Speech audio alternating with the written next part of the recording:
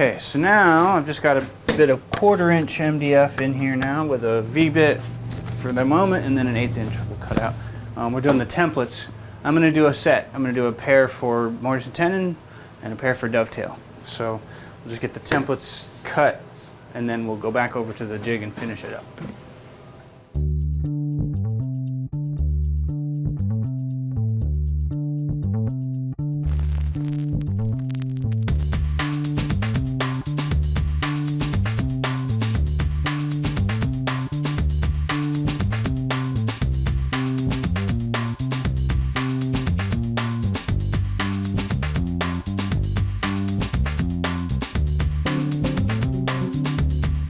Alright, those are done.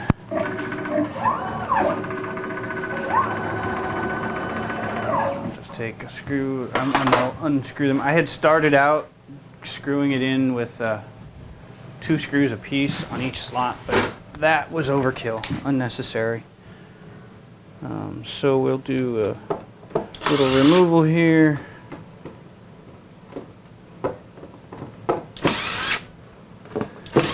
And a little bit of sanding to clean up the edges, and we'll be in good shape on these templates.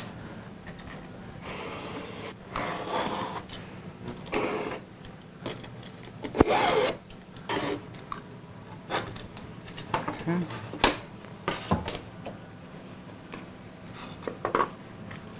There's one.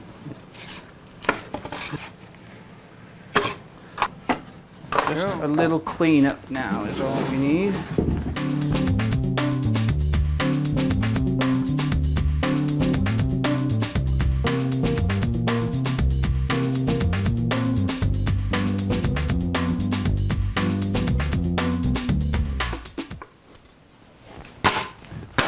That was boring as all crap, wasn't it? Yes, it was. Okay, so I've got my templates that slide in now. I'm going to real quickly throw this thing on here. I'm going to throw it on here as though I'm using it here. So we'll do that. We'll take a huge fist right here. Actually get it into this one, or I bet even this one, does it reach? It doesn't. No, it does need to reach. I need to make that stick out. So, okay, we'll go to this point. That one, and we'll put one. Can't go that far back, eh? Actually, probably can. No, it's fine. Put it back where it was. We'll go like this. I'm making the notch for the body, for the neck, stick past, and enough of this sticking past. Okay, that should be fine. And pop it in, pop it down. Now we're sturdy. So we've got our little dovetail template that just drops on the floor because I'm a klutz. Dovetail template just goes zoop, right in. That's good. So, and we also over here we've got our, well, this is for the dovetail here. Let's do them accurate, like so. And that goes in just fine. Good. I do see a little bit of cleanup I want to do to this edge. There's just little shavings down in there, preventing it from homing. There we go. Okay. So the only thing is that this surface and this surface are not in the same, they're not flat together. There's a bump, there's a ridge, there's a pretty good sized ridge here. So I'm going to fix that. Okay. So these are ready to go in, but I made a small mistake, minor error. The mortise, this platform, this pocket that I cut is, I set it to a 1/4 inch before I measured this. So this got cut deeper than I needed to be. This is actually metric, so it's more like a 6mm. It's like 630. It's like 230 thou. It's a lot. It's actually really, it's thinner. What it comes down to is it's thinner. And I needed a shim. I need to put it, because the router's going to bump up against this edge now. So I'd rather have this higher than this higher than this. So I've gone ahead and I've cut out some shims here. out of some scrap stock that's just thick enough. And I'm just going to go ahead and glue these into place here with a little bit of glue, and that right there puts this above the surface, just barely, just a couple of thou above the surface, so that it supports the thing entirely. It supports the stock or the pattern perfectly. So what I'm going to do is get some glue out. We're going to stick these down, and I'm just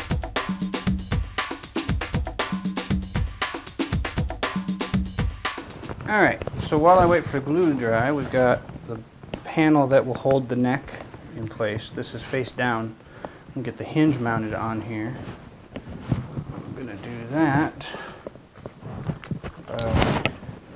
I'll just mark where these holes are. I'm going to roughly center it. It doesn't need to be very precise.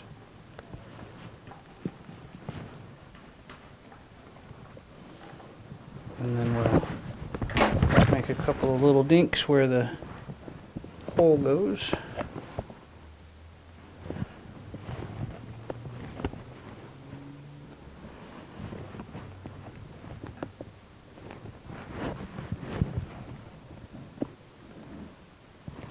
And then drill away. Don't want to go through, but I'll watch it. Far enough.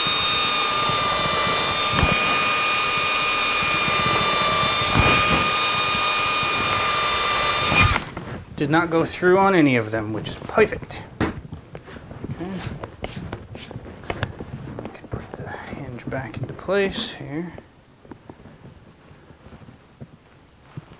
And then we'll just take a couple of screws.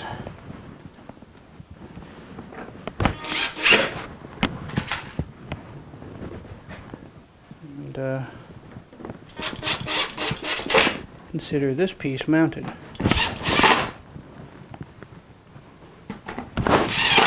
Okay, then we have to put it on the box itself. So this is the way the hinge is going to sit with the neck on it, and then we'll get everything else mounted up nice. That'll hold it nicely. This hinge is very much overkill for this job, but it'll do the job just nicely. Overkill, nothing too strong ever broke, says Tom Lipton. Okay, I'll bring you back for the next steps. Okay, so for the vise jaws, I've got this chunk of 8/4 maple. It's soft maple. It's pretty light, actually. It doesn't have a ton of growth rings in it, but it's just big enough to get the pieces that I need out of it. I'm trying this new view. I'm not sure how well this is going to do for you guys, but it keeps the camera rolling and out of my way. So I'm just going to joint one edge, or one face.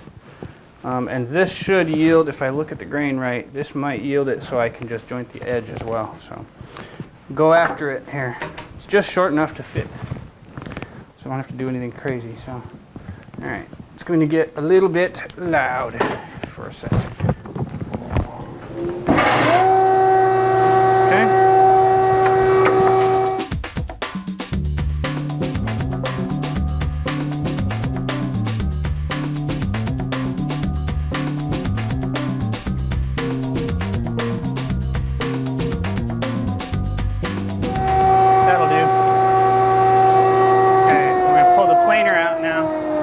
Planer's kind of interesting. I'm going to see if I can get a shot of that for you. Hold on one second. Alright, now I think you have at least a view of the planer. You can actually see the machine I'm working on. The feeds on this side, board's over here. I'm just going to go after this. I've got just enough room to work. I can actually go that way a bit if I needed to, but that's going to be alright, just like that. So it's going to get noisy, and I'm not leaving the audio on here because it's way too noisy. So a little bit of dust collection, and away we go.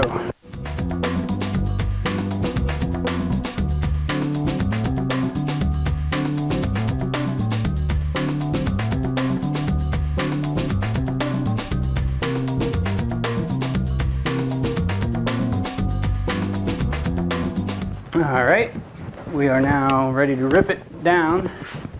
Although I've got, that'll be all right. Okay, there's a panel on the CNC that's going to affect it if it's too long, and it's not too long. So put it there, put the splitter in. set it for just a bit over 2, and then I'll plane it to the final thickness. Actually, you know what? No, I'm just going to set it to 2. Oh, can you even hear me? Oh, sorry. If you could have heard any of that, sorry about that. So I'm going to set it to 2 inches. Run it through. Is that enough? That is enough. Okay. Give me a push blocker. And away we go.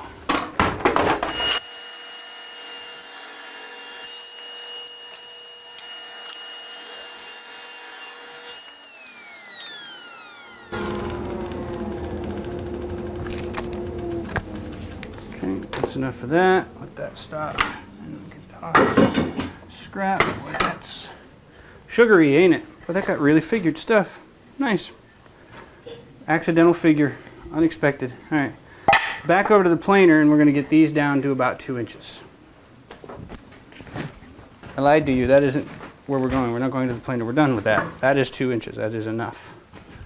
So that is going to go. Can you see? Yeah, you can kind of see. That's on over here, and over here is my jaws. And I think I'll make the figured one my front-facing jaw just for inspiration. Well, why not? That means the next steps, I think we can cut them to length now. These are at rough length right now, see?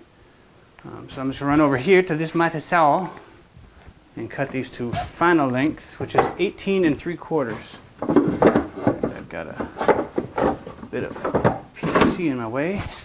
There's that. And I guess since I want them to be the same, it would be good to set a stop. So I will.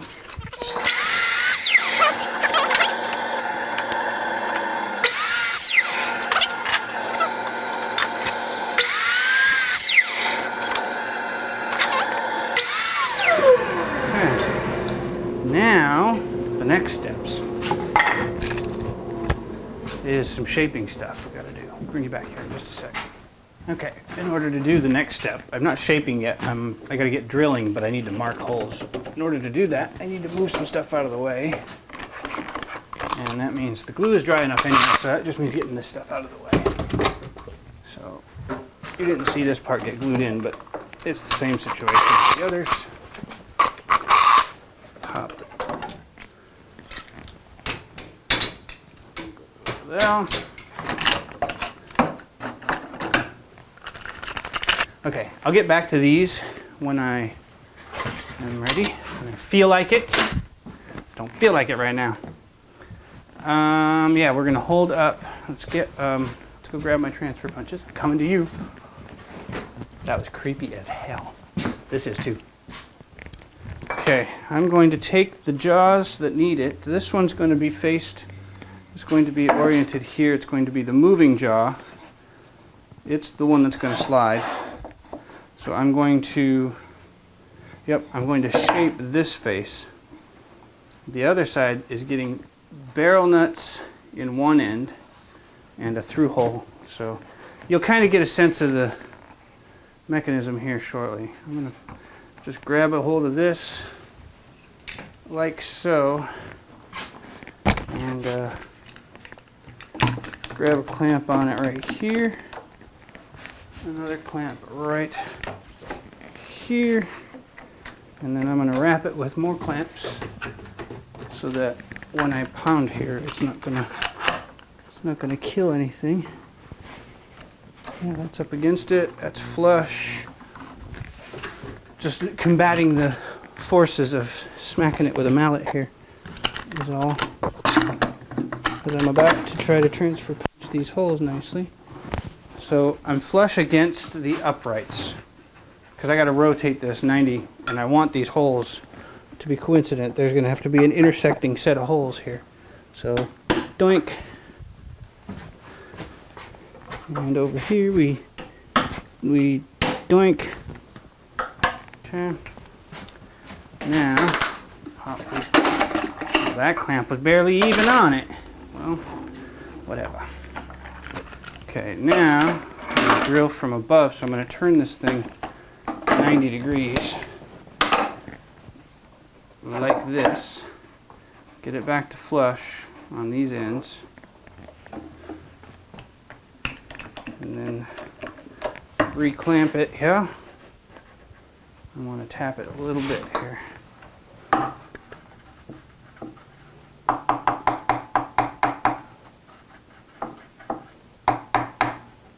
That feels great. And then we hold it like that. Come back here. With a better grip than I had on the last go here. Hopefully. This side. Like so. Okay. Now we come back at it. Double check that we're flush where I want to be flush. We are. Now we can pop this hole here.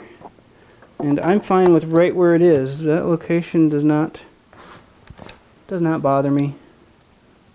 Yeah, where it is fine. This one has the option to be moved up or down, but because it's thinner. But it's fine where it is. Okay, that marked. Drop stuff on the floor because that's what I seem to do. You guys ever want to hire somebody to just drop shit on the floor? I'm an expert. Just saying. Alright, that one is marked. This one only gets shaped on this side and only needs through holes this way. It does not need any from above. So this one goes up here. I'm just using this as my locating point. And I'm going to try to get them as parallel. So what I really could have done is done this before I ripped them in half, but I didn't think of it. And so sometimes you just do it this way. There are always ways to improve processes. You may not always think of them till after your process has been finished. Okay.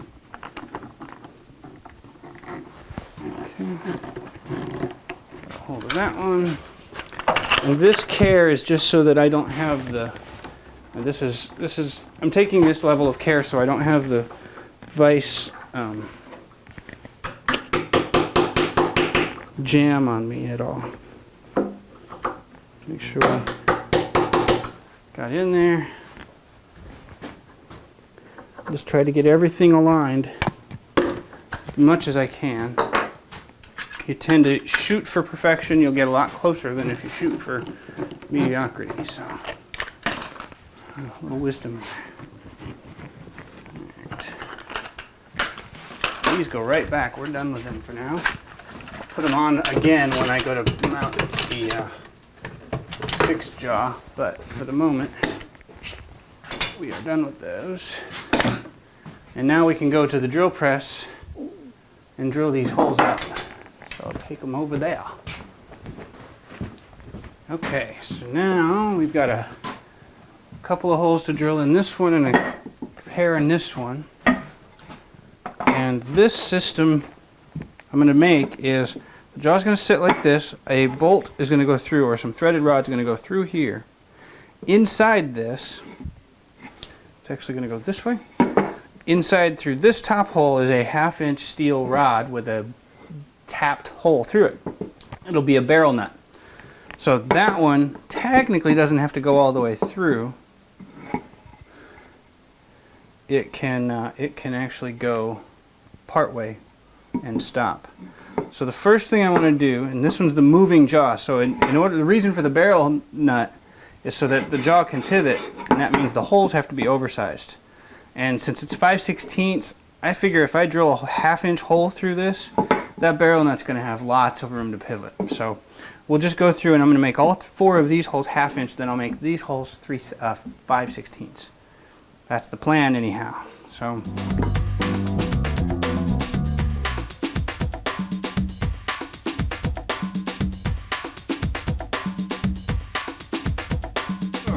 okay.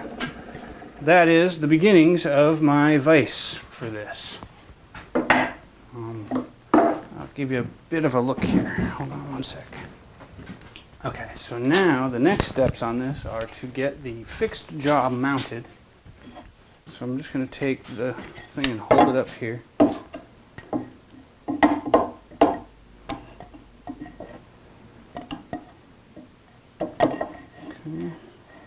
And I'm just going to get it flush all the way around. One thing I have decided though is that I want to make the holes bigger because I want to put larger screws in. Actually, no, I don't care. It's not a problem. Because it's just pinching, it's not pushing, it's not working against anything. So when I twist this through, it's going to pull this forward, and then it's going to reach resistance, and all of this is going to push this way against that. Good. Better think about that a little bit more, but yeah. Okay. I'm just going to grab the 2 clamps I really care about, yeah?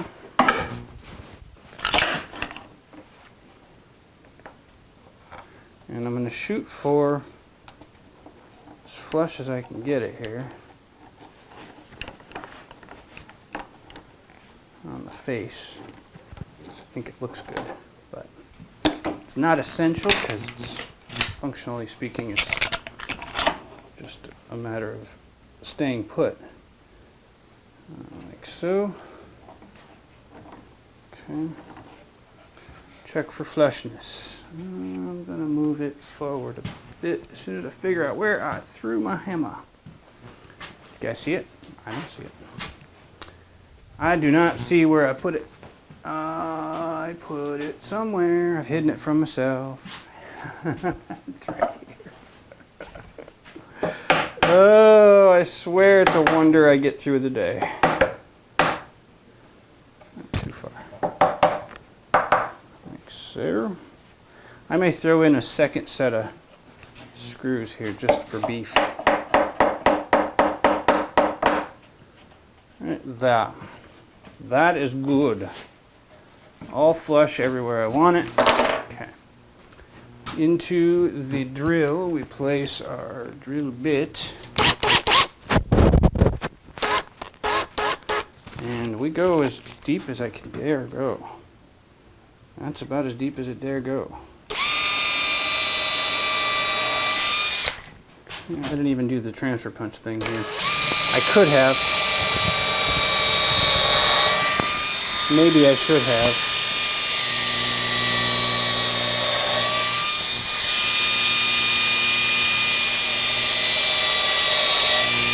Okay.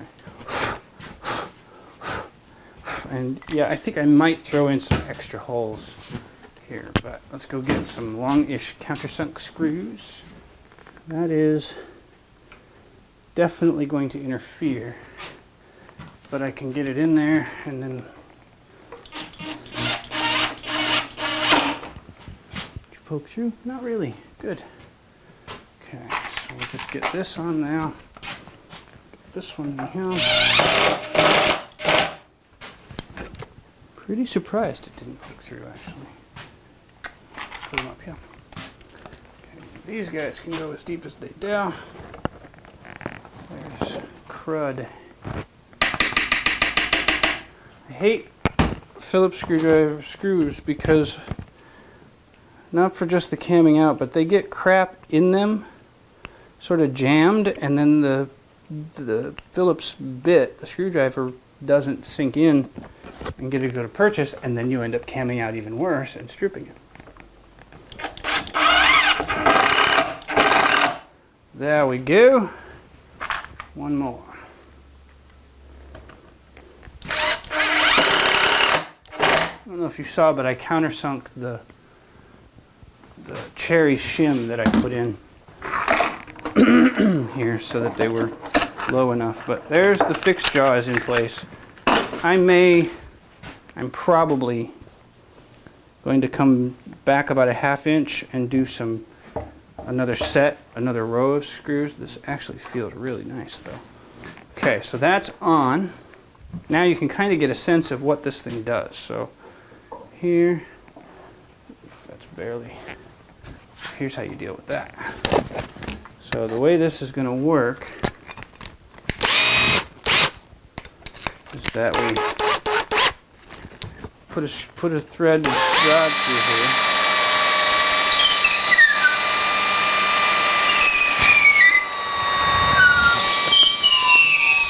That's making cool sounds.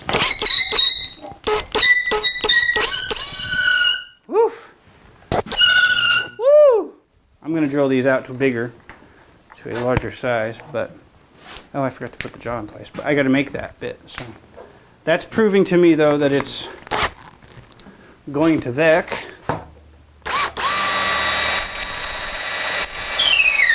Ooh, that's a good sound, though. That went right in. Whew. Woohoo! Good times.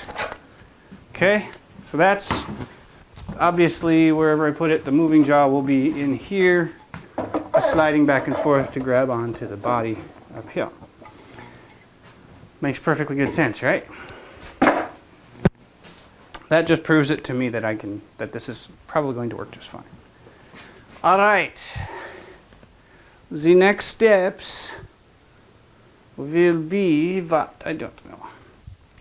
I think I'm at the point where I'm going to drill those holes out a bit bigger so that they slide. I'm actually contemplating making bushings for this so that they turn, so that because these screws are the things that'll turn. Great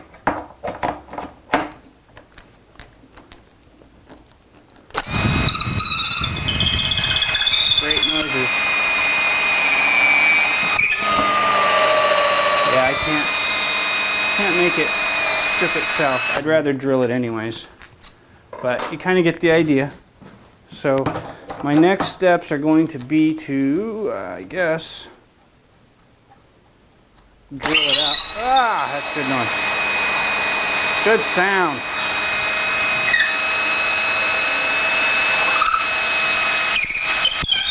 Whew. Yeah. All right, that's squealy. Let's get ourselves a slightly larger drill bit here and make that a slightly larger hole. Not quite that much larger. Well, let me think about it. I'm thinking I might turn bushings. So that, because then it will make twisting easier. I'm going to use these here knobs, these here knobbies on it. So the screw will be in there and this knob will be here, and that'll be my loosening and tightening. I'm going to lock the screw to the knob, basically. And then we'll use it as my crank, or my vise crank, the handle. I just dropped something. I'll go get that, but you know, when I figure out the next step, I'll take you to that.